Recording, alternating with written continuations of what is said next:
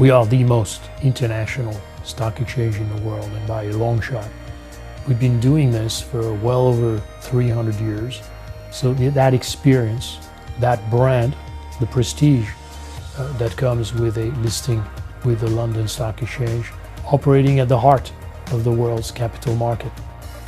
London historically has been the crossroads of people and companies from various corners of the world.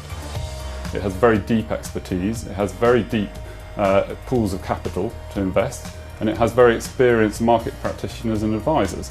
I think it is absolutely the case that London's the leading financial centre in the world. I think it's something to do with time zone, something to do with language, and something to do with the legal system.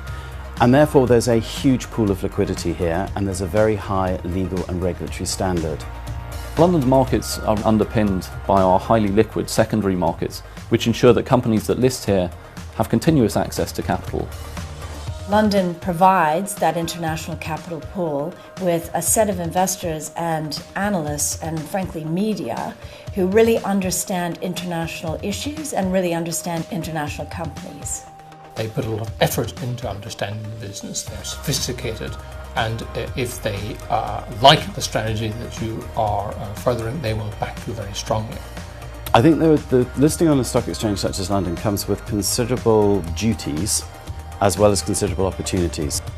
In terms of preparing for an IPO, international companies will need to be thinking about their internal procedures and processes, making sure those are up to speed. I think one needs to be ready to welcome the transparency and responsibility and the communication needs that go with that. What differentiates London from many of these other financial centers is reliance on the rule of law. The rules of the game here are the same for everyone. We listed in London in April last year, 2012.